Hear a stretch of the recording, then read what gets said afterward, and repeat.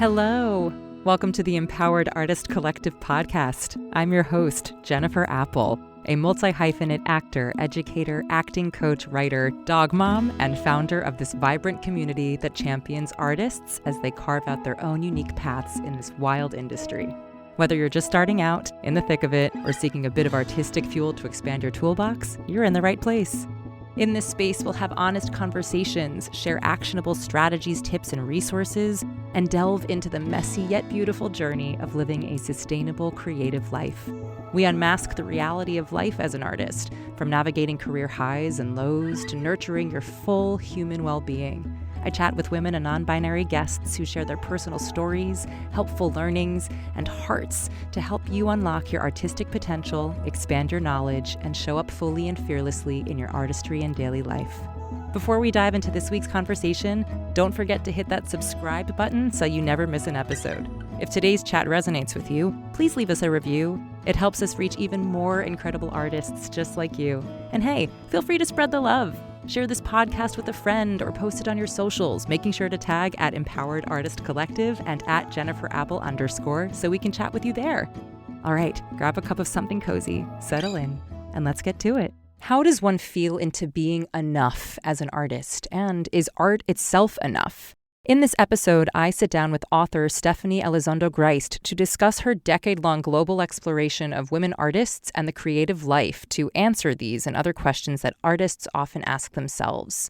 Stephanie shares the emotional, economic, and spiritual trade-offs she's made in pursuit of a life devoted entirely to art on a path she calls being an art monk. Together, we unpack how capitalism and patriarchy can distort our sense of value, the pressures of conventional success, and the radical act of defining sustainability, fulfillment, and legacy on your own terms. We share tips around grounding practices and community models, as well as powerful reframes around enoughness, sacrifice, and resilience. Whether you're questioning your creative path, feeling torn between stability and passion, or simply seeking permission to honor your calling, this conversation will remind you that your path doesn't need permission, it needs honoring. Enjoy. Stephanie Elizondo Griest, how are you doing? Hi, beautiful. I'm so glad to get to talk to you today. Same here. For anybody who does not know you, who are you today? Who am I today? Well, I am, the first and foremost important thing is I'm from the borderlands. I'm from Texas-Mexico border, and that has been my primary muse throughout my life. I have written 6 books, and several of them are about the border in some way about what it means to be Mexican-American. But more recently, I'm on the verge of publishing a book about women and artists, which is what I'm so excited to talk to you about today. Yeah. Yes, amazing. I cannot wait to dive into the depth of what you've been navigating in this exploration. And I'm curious if you were comfy to just share what led you to exploring that particular topic. Yeah, cool. Yeah, you know what? I think that maybe I'm going to read the preamble to the book. It's called Art of Everything, and I think that it'll all make sense with just one paragraph. All right, so Here we go.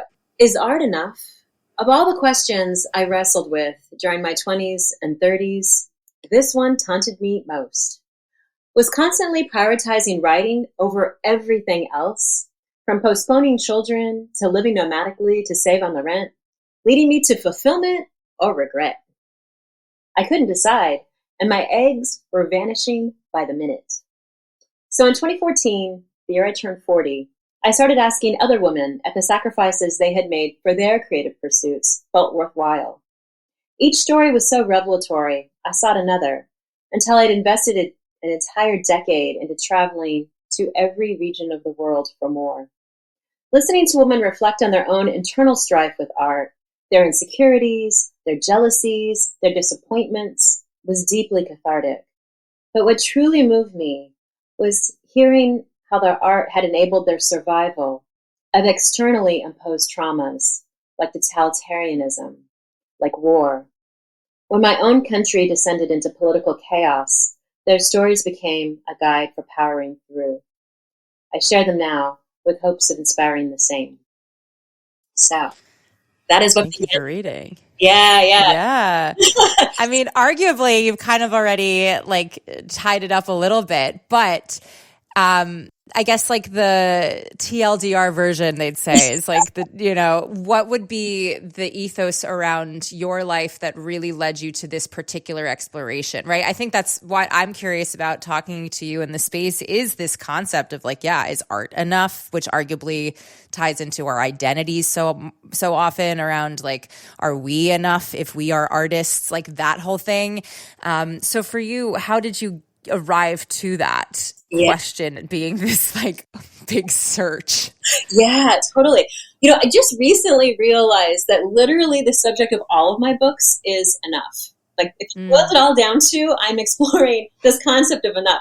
So it started off with like, am I enough? I did it led to some really profound life experiences, which is when I went to college, I studied Russian, and then I moved to Moscow in 1996, 2 years after the collapse of the Soviet Union. And basically, I just started interviewing everyone whose path I crossed. And I did that for a year in Moscow. Then I moved to Beijing and did the same thing in Beijing. And then I moved to Havana. And, my goal about being interesting certainly, changed to far more, important goals. But that was the impetus. And if I'm honest, that was the impetus, right? And then that is what opened like the whole world to me, is going off and just exploring things that I found interesting. Anyway, that was the impetus of the first one. Then this idea of enough became more like enough is enough. And that is what led to my sort of social justice activist, writing stage of life. And that's what led me to do a lot of border reporting and, writing about environmental justice issues, writing about migration, things of that nature. But what brings me to my current project, Art Above Everything, is I started really questioning, is art enough? Because since I was not born into wealth and I did not marry wealth, don't have a sugar spouse. So because of that, the only way to make my art was to give up everything but the art.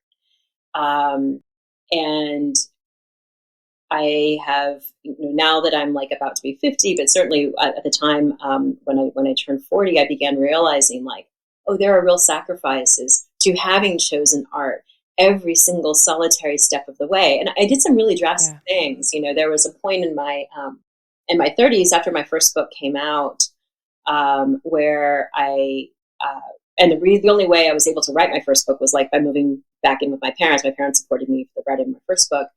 When the next one came out, I just realized like the only way that I was going to be able to, I could either write or I could pay rent. I literally could not do both. I mean, if you stay in one place, it's really expensive. But it turns out moving is cheaper. Being in a state of non-stop movement is actually a bargain deal.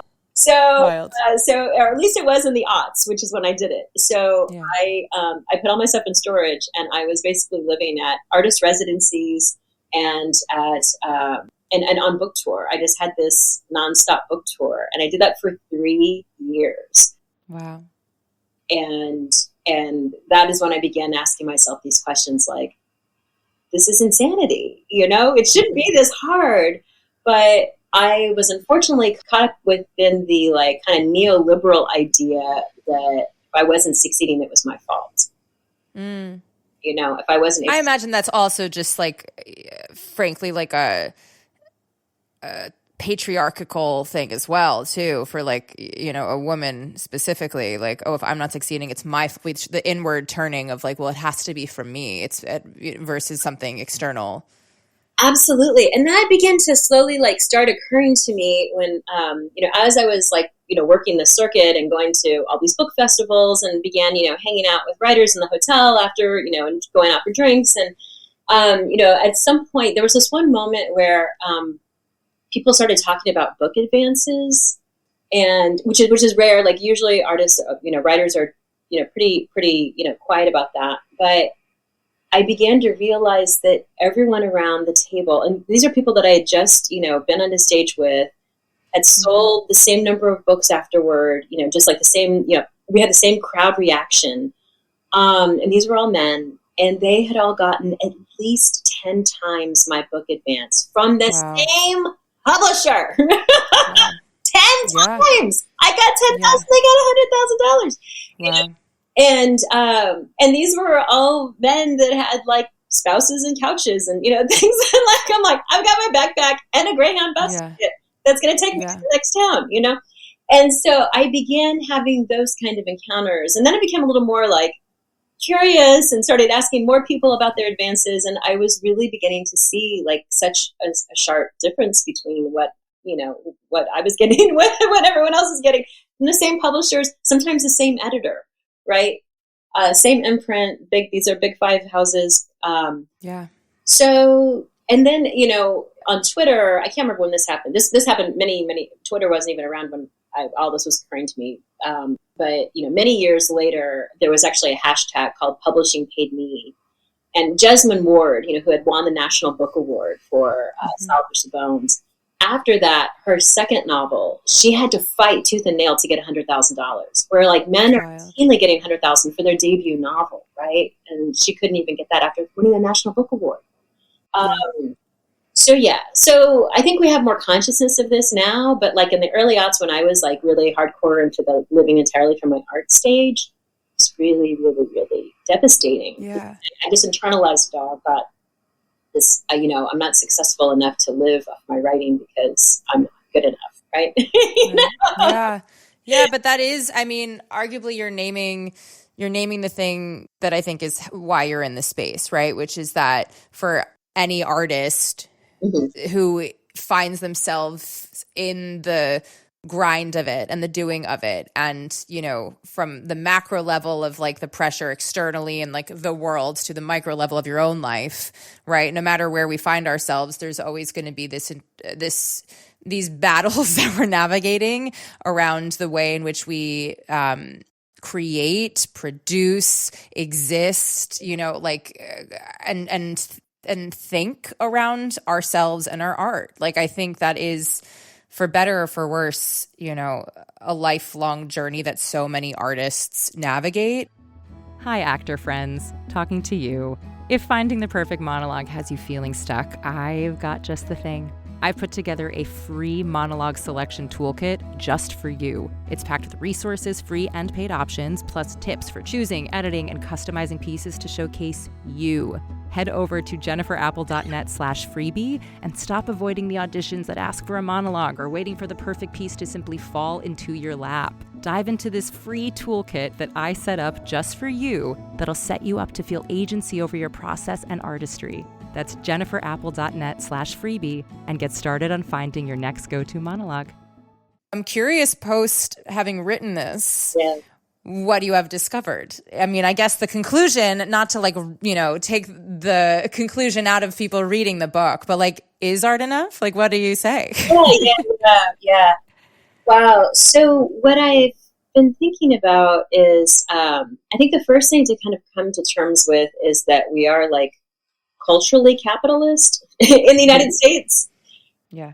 Which I didn't really have a deep understanding of until I began traveling to other countries and talking to artists in other contexts. And so that is something to know. And so we have this, there is this sort of, capitalism is rapacious just by the very nature of it. And so that also, I think, interferes with our understanding of our art. And in what way would you say? Well, because we continue to want more and more and more. And we need to, because it is very difficult. Obviously, and getting even more difficult, it's very difficult to live in this country financially. It's, if you have a decent paying job, right? It is, our housing situation is out of control. Our health insurance is out of control. Yeah. These things are subsidized in many other places around in the world. So it's just extremely difficult. And then we're really in a bind as an artist. We can only continue making our art if we have a base of income to start off with, right? So it's always this really difficult challenge. But I guess the first thing that has been helpful for me is just to realize that I am culturally capitalist, and therefore I'm always going to be struggling with this idea of enough. That is just kind of the nature of the beast. And so I think that what's important to remember is, first of all, what was the initial impetus? What was your initial hope and dream that you would someday be able to do with your art? And really hold on to that, So for me, like my first, my earliest was just, books just meant so much to me growing up. I loved reading. And just the thought of like, if I could just write one book, that would just make my whole life, and how sad that I couldn't just hold on to that one goal and like just always remember like that was all that I ever wanted. And but what's challenging, right, is like when you reach that goal, like as soon as I got the book contract, I was like, I definitely had like a major celebration, but very quickly I was like, can I make this a bestseller? Can I do, And it changes. The benchmark changes. The benchmark always changes, right? So like, how can we keep the goal that we originally started with and also have a goal you can actually control, right? Yeah.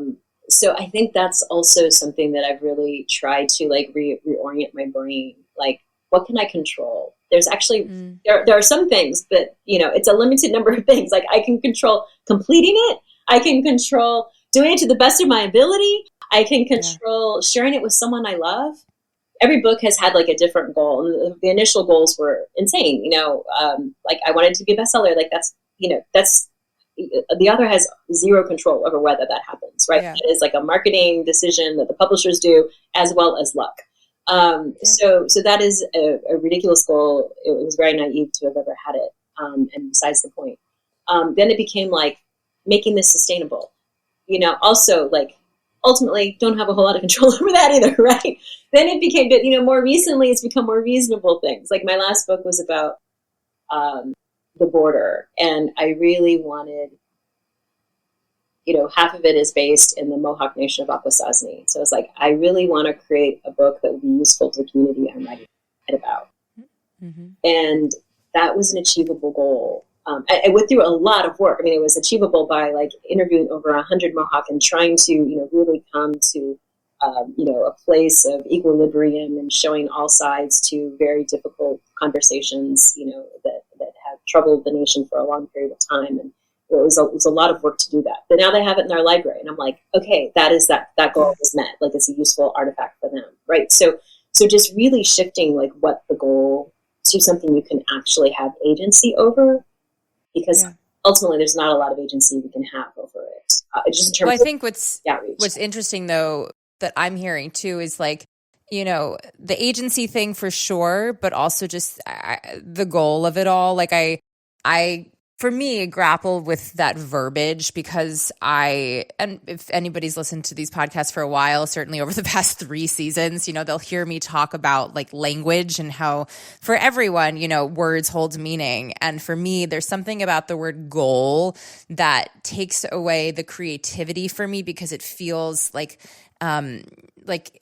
if I'm diminishing my process somehow and wanting to embrace the process in it. And I've been finding for myself, and certainly with, clients of mine and students that I coach, that more often than not, I will invite folks to create an intention for our practice or an intention for our session. And the goal of said intention is, and the intention is so that they can accomplish the thing. Again, that's all like success verbiage, which I also have, gripes with, but that they will accomplish this intention in the time that we are working. And it could be literally immediately. The second that they set this intention, like I will take a single deep breath, or I will ask one question, or I will write one note in my notebook or whatever, so that when they leave the room or when they leave our session, they have done the thing that they sought out to do. And it's this like micro little shifts for ourselves of remembering like, oh, we actually do have quote unquote control over these small little micro movements. And arguably you just accomplished a goal. And it's rewiring our brains to think a little bit more micro so that when we start to get really macro with our goals, it doesn't feel so overwhelming. And then we often get paralyzed by how overwhelming that is. Or if we meet that goal, it doesn't look like the thing that we thought it would. And now we have to feel like we need to redo it again and whatever. So like for me, those little micro movements, but I think the agency part of it is something that's really fascinating because for me, it comes back to that question about identity, right? Where it's like when we as artists want to feel a sense of control in a world that feels chaotic and an industry that feels like there's nothing to hold on to. And it's super, solo adventure, even though there are folks who are in this adventure with you. It really does become the grasping at straws of like, well, where do I have this control? Where do I have this agency? And the dreams of it all is the one thing for sure of like, I have this vision, this dream, this goal, insert word here that feels good for you, like of what I'm wanting. But then the way in which one goes about achieving it or reaching it or searching for it or, excavating it, again, like you can tell I really am like a verbiage person. It's like there has to be options. Yeah, but like the way that we do that, that's where we have that sense of autonomy. But in doing that, that becomes the spiral of, well, am I enough? Or is this enough? And like I think that for me is where like the juice of this lives of like, we can easily like try to create our own journey with cultivating the way in which we do our art and explore our art. And the like in that's because your identity is so tied to the work that you're doing, or so often we get muddied in the doing of it that then we think it's art. Like, how do we then suss out the enoughness in the art, in ourselves, in both combined? Is that in response to other people? Is that within yourself? Is that like a practice that one must, like continue doing and undoing for the rest of our lives? Like what is it? I think that's something that's also really been illuminating for me in the process of spending 10 years traveling to all these different countries and talking to women about art is just seeing what it has done for them. The reality is that, so what I was searching for were women. I mean, I came up with this term that I call an art monk. Okay. And, how that term came about is, there's only one book that I've ever abandoned, book project I've abandoned, and that was a book about silence. And to write this book about silence, I was, going out and having a lot of experiences in deep contemplative reflection. That was one part of it. And I was also looking at people that had been living in imposed silence. So I actually interviewed people that had come out of solitary confinement. Anyway, so there are many layers to it. But the part that I was working on when this idea came up to me, I was looking at more like contemplative silence that's chosen. And so that sent me to a Catholic house of prayer in South Texas, where you have to take a vow of silence to be there. So I was anxious about this idea, like, take a vow of silence? What? How's that going to work? But I was there for a couple of weeks, and I was working on this book, and then I this is how I came up with the idea to write a book about silence, actually. I was there working on a different book, and I suddenly realized, wait a second, my life is already silent. And I became because the nature of like just being a writer, right? You are so often just deeply ensconced in your own little office monastery, and you're solo, and you're just really, really working on this. And I became very fascinated that there were these canonized Catholic hermits there who one of them hadn't spoken since like the 1980s, and this is in the odds, right? Except for saying singing the word of God in church and at the mass that was attended by like 5 people. Anyway, really deep in this very, very, very deep life of silence, and I became very fascinated with them. And the more I began reading, and so I just kind of shifted gears and I started researching monks and thinking about that, and their idea of like poverty, chastity, and obedience, I realized was really kind of similar to what I was doing. I had essentially taken a vow of poverty. Chastity, I mean, it wasn't quite chaste, but I wasn't having children, and I wasn't having children because of my devotion to these books. I'd had partners. I've had 3 partners in my life who wanted to have children, and I was so ensconced in a book project, I said no. And anyway, we can talk about children a little later, but that was a real sacrifice that I made in obedience, right? We're obedient to this muse. And so that's when I began referring to myself as like, I'm an art monk. And so when I then found myself 40, and I was always thinking this like my early 30s when childhood could, a child could still potentially come. But then by my 40s, I was realizing like, wow, this may not actually happen. And I may have, by virtue of prioritizing art above everything, I may have indeed, moved beyond the point where I could have a child. And that was a really scary, idea for me. And I didn't really know how I felt about it. And I thought, if I am going to be an art monk, I need a congregation, right? So that is sort of what sent me searching to meet all these incredible women around the world who have also just chosen their creative pursuit at every turn, every crossroads. They continuously chose art. There are sacrifices that you make, profound sacrifices that you make when you do this. And what I found is that these women were often choosing art in response to really very intense experiences that were often beyond their control as well. So the one that comes to my mind is, Rwanda. So when I was in Rwanda, I spent some time in Kigali and encountered this extraordinary playwright named Hope Zeda. And she lost so many members of her family in the genocide, the 1994 genocide. And she herself had grown up in a refugee camp in Uganda. And she decided that she wanted to heal wounds she could not see. That is how she refers to art. Like, I am a healer. And violence has devastated my country, and I need art to stitch us back together. And so, armed with only a bachelor's degree in the theater, she moved back to Rwanda after having grown up in a refugee camp, and found some kids and taught them everything she knew, and then just began this theater company that has traveled all around Rwanda and all around the world, making art about the genocide. So using art as a way of bringing together these warring sides to make something beautiful and to try to heal. So, just going around country to country, I just found women, using art as a way of just moving through really deep life experiences, many of which were imposed from above. So, I went to Romania, encountered all these incredible women that were making art during the Ceausescu regime. It was so incredibly dangerous to paint anything besides the man's face. Like, that was like literally all you were allowed to paint, for 20 years. Just Ceausescu and his wife Elena, right? Only if you painted their face could you get an artist studio, could you get good paintbrushes that didn't fall apart, after 2 uses. Anyway, that was a really needed search for me.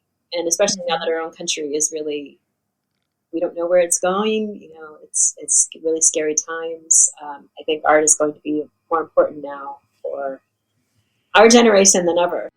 Have you been using the same monologue for years? Are you gearing up to apply for BA, BFA, or MFA programs and need pieces for that process? Or maybe you just have no idea where to even start with monologue hunting?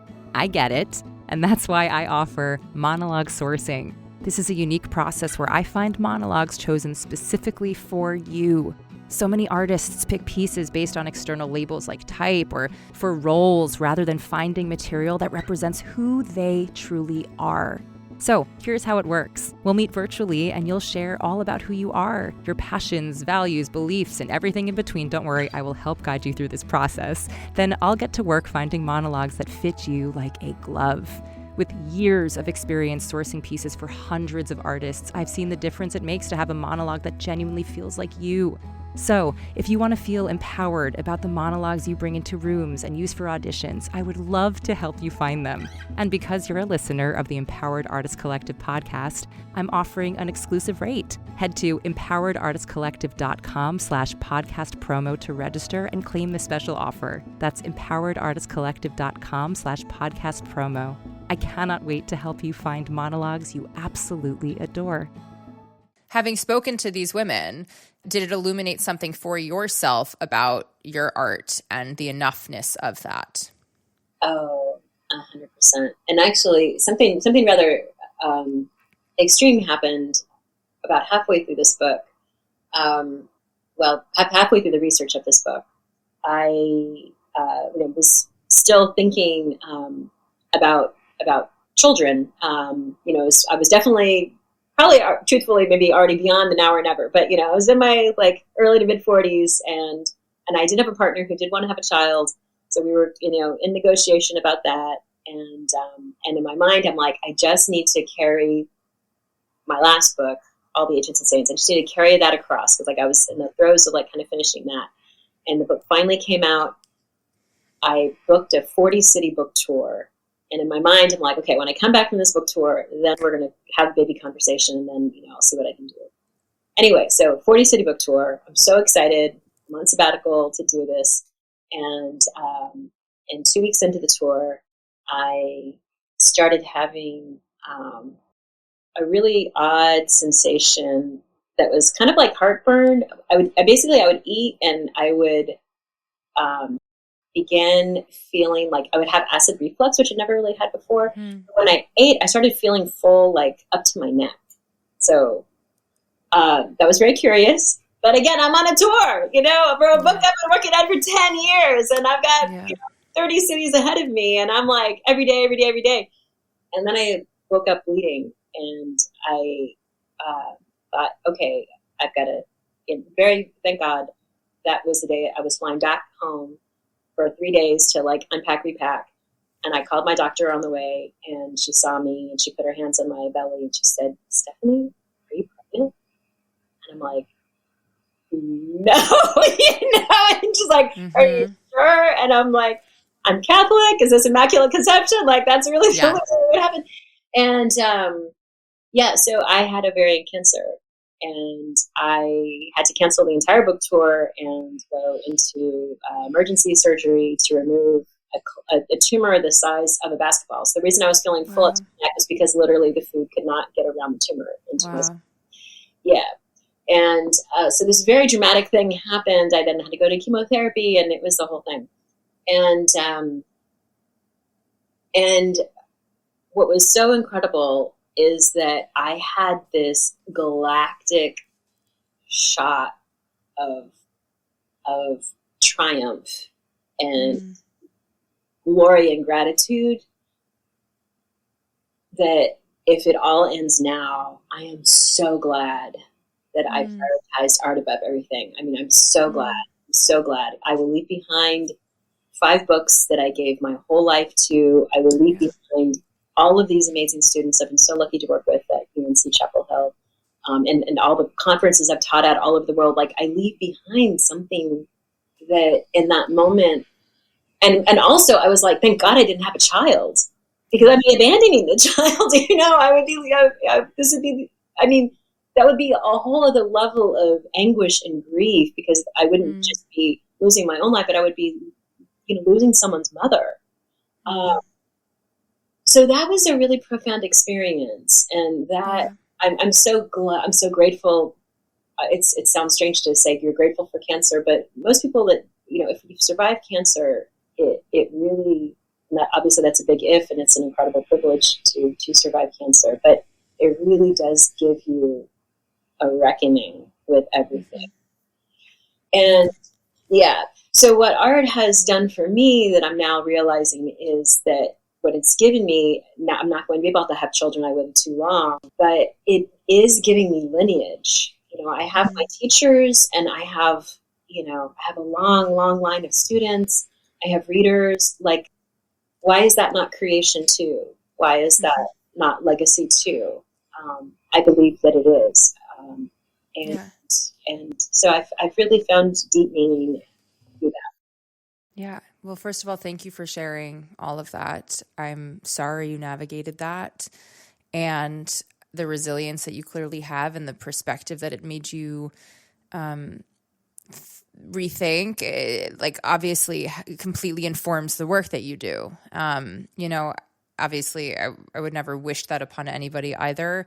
And the fact that you've gone through it and now have come to the other side to like see with, different colored glasses is, I would imagine, a different perspective that you never anticipated. And so thank you for sharing that here.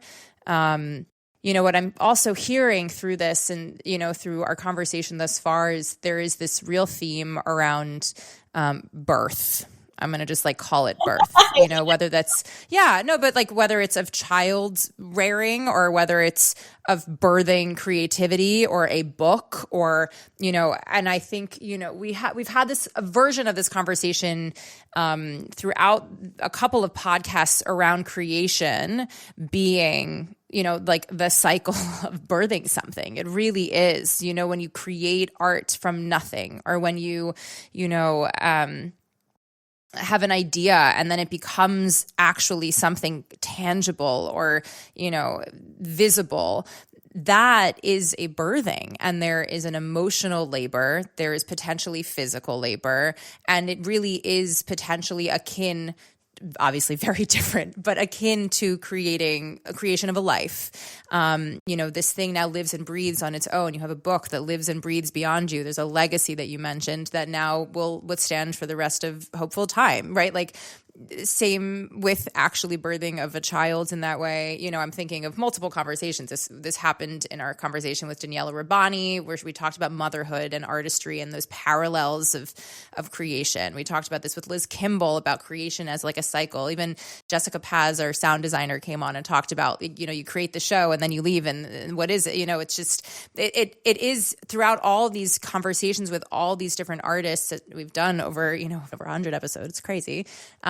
That is a theme. And, for me, I'm fascinated by that because whether, it's by choice or whether it's by necessity for women specifically choosing not to have, actual children, that's not to say that they're not also creating a legacy and this being that would not have existed if they did not truly like birth this of their artistic creative process. And the labor that requires is intense.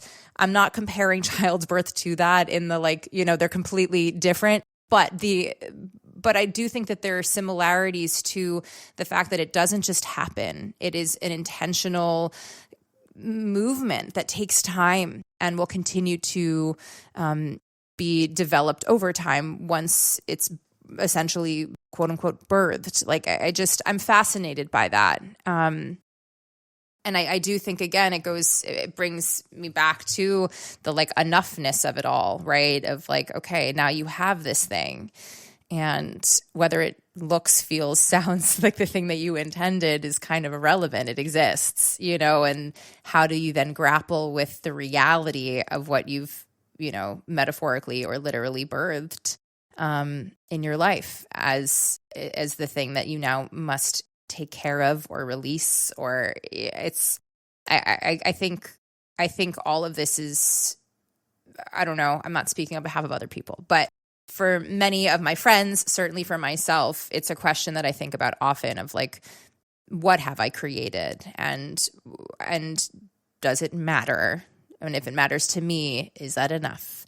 Or if it matters to, 5 people, is that enough? Does it need to reach 100,000 people for it to make a difference? Like that's that question. I don't think we're going to solve it here. And I don't know if there is an answer, but I do think to even just raise it is what it means to be an artist. Absolutely. And again, like, forgive yourself for wanting more. Realize that is sort of embedded in being, living in this nation, living in a capitalist society, right? Is something that does that. I had a friend, someone from grad school who came once, and I was supporting her on her book tour, and which I was so happy to do. And I mean, her book really was taking off, and she was just on all of the good shows and getting amazing reviews. And I was so excited. So when she, arrives at my house, I'm like greeting her with champagne. I'm like, whoa, you're doing it, sister. This is like her date. Yeah. And she just looked at me and she goes, the problem with success is that the more you get, the more you realize there is to get. I was like, whoa, I mean, and also that the more people demand of you, yes. Like, I think, if you start to throw yourself into that mix, the more people are now expecting, there's an expectation around, well, what's next versus let's embrace what is. Yeah. Yeah. So I think that is why a lot of, I find this really interesting. My closest literary community are Chicano writers and, Latino writers, and an amazing number of us are Buddhist. And I think that actually is really a thing.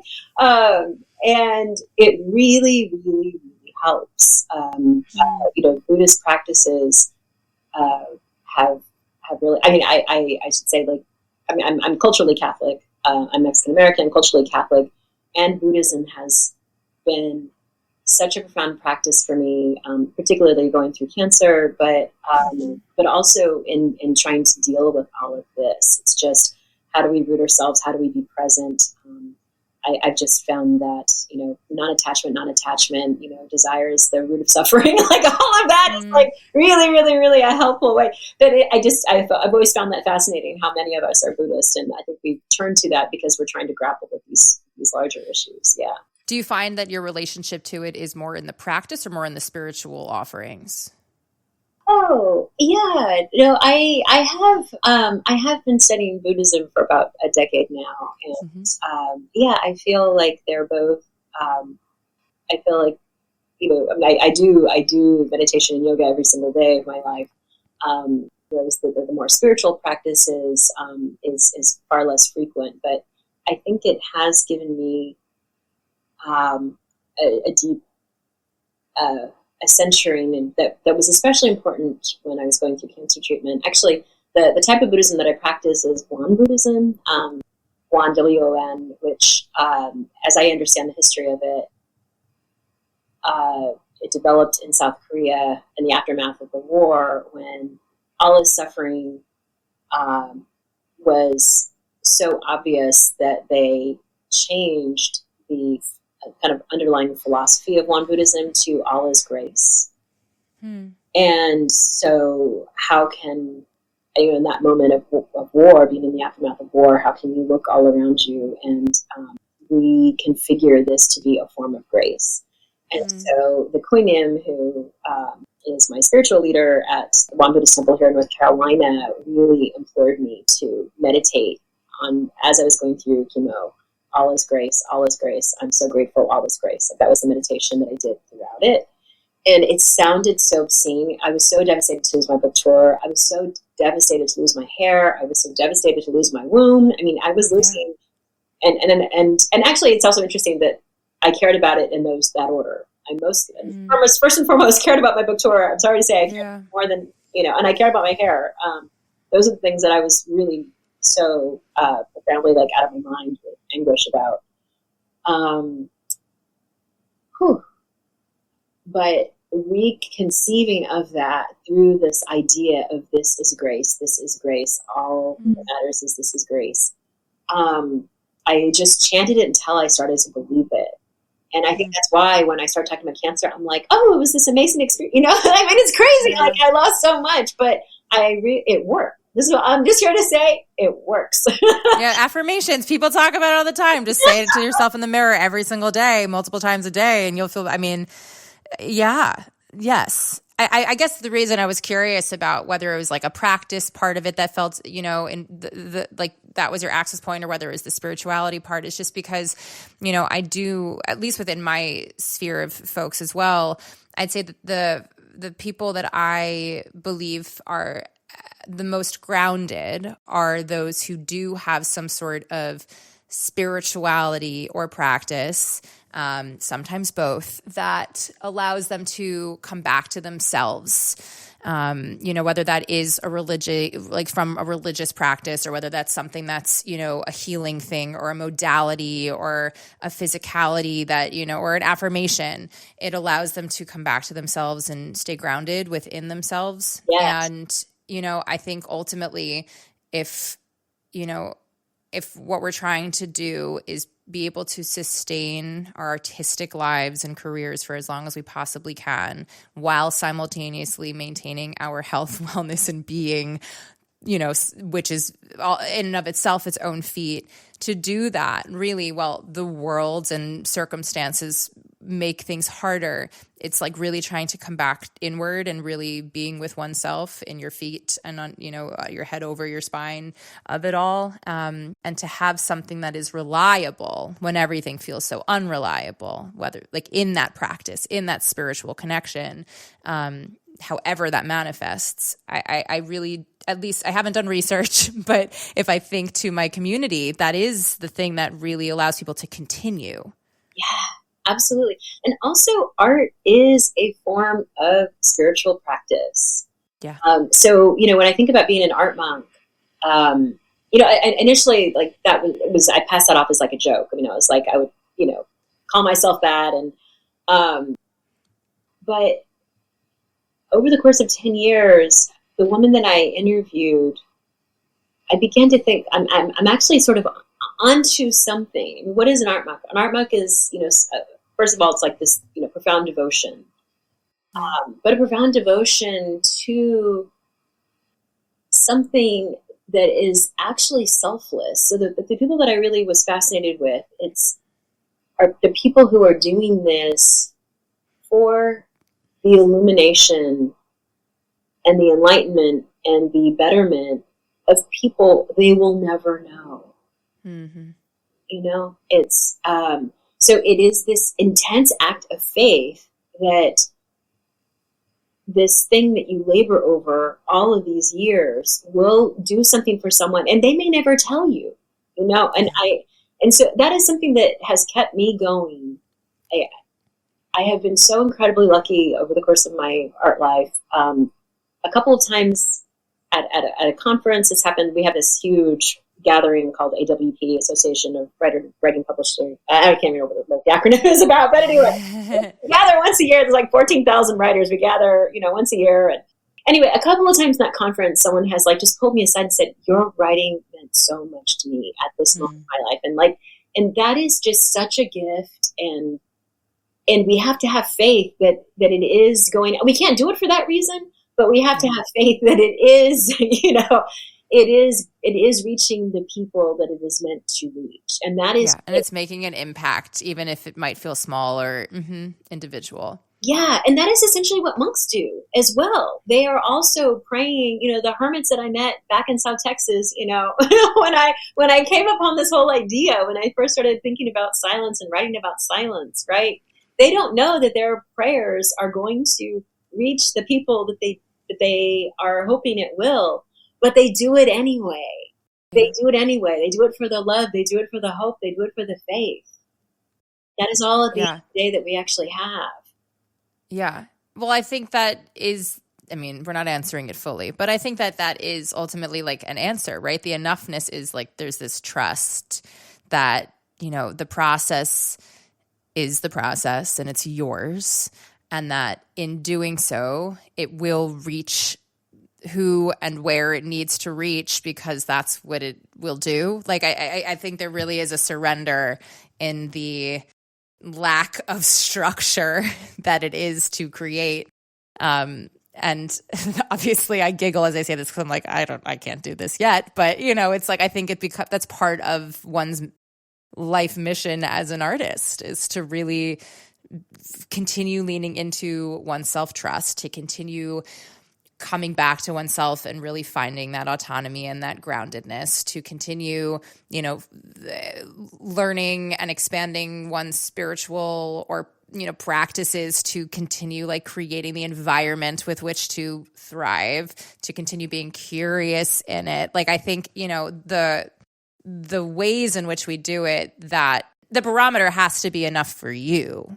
Like, I think, because ultimately who's going to define it other than your own self? And it's a hard one. It's a hard one. And I appreciate the fact that while you were doing that in this, exploration through other women that you found around the world who were all grappling with this within their own worlds. And I think that in of itself is like essentially a proof that like this isn't just a thing that happens here on this side of the planet. It happens everywhere if you are an artist, and we're all grappling with it, and will probably be for the rest of our lives. Our lives, totally. So much of this is like, it's an absolutely universal experience. When I interviewed people in Peru and Qatar and Mexico and Romania, Rwanda, New Zealand, Iceland, right, all over the world, India, and I had the same conversation with everyone, right? Yeah. Something else I want to say is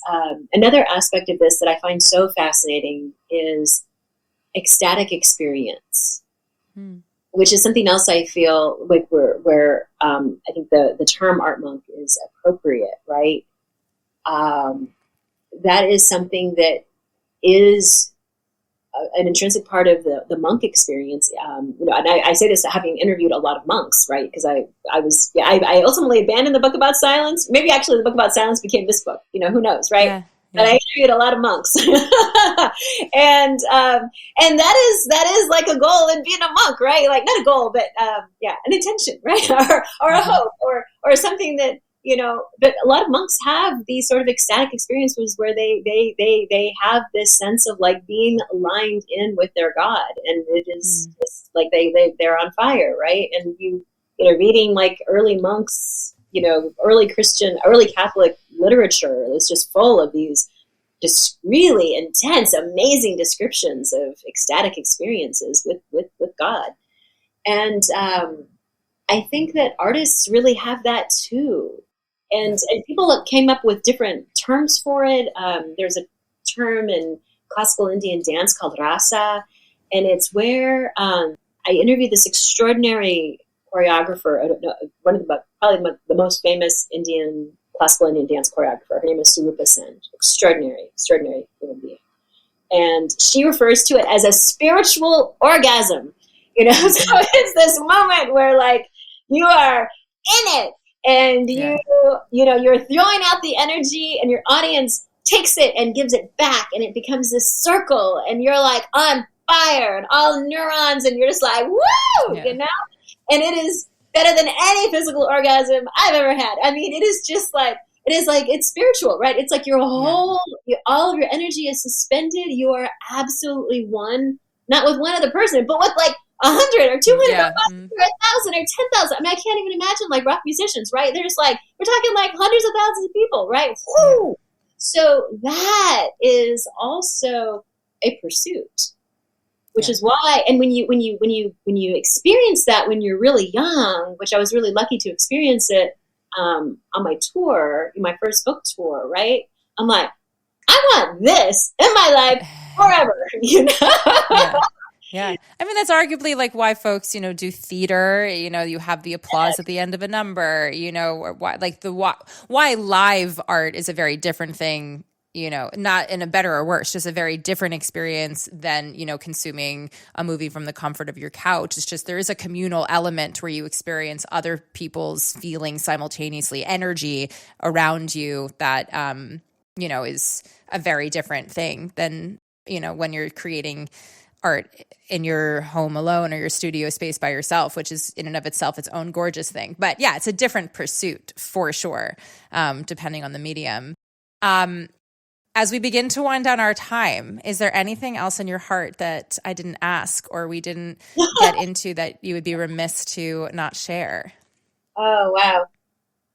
When I do readings, I've started doing this for the last year and a half, but when I do readings, kind of couching, like doing reading from all of my books and just couching the whole thing in enough, I actually literally make my audience turn to one another, look each other deep in the eyes and say, you are enough, I love it. Yeah. So I just implore you all to do that. Wherever you are in this, it is enough. I love it. For anybody who wants to find you, work with you, reach out, learn more, what within your boundaries are the best way to find people? Yeah. Well, I'm going to be doing a 4-month book tour that starts June 10th in Chapel Hill, North Carolina, and I'm going all over. I'm going to most of the United States, so I would love to see you. And yeah, you can find me on my website. You can find me on Instagram. You can find me on all the socials. Yes, Stephanie Elizondo Griest.com. Amazing. Thank you so much for being in this space and for creating art that, you know, invites us to think about these larger questions and meet other folks around the world and create a universal conversation around what it means to be an artist, especially in these hard times that we are living in. So thank you for being in this space and going down this rabbit hole with me. Thank you so much. This has been such a joy. That's it for today's episode. I hope you walk away with some fresh insights, feel inspired, and a little more empowered to take the next step on your artistic journey.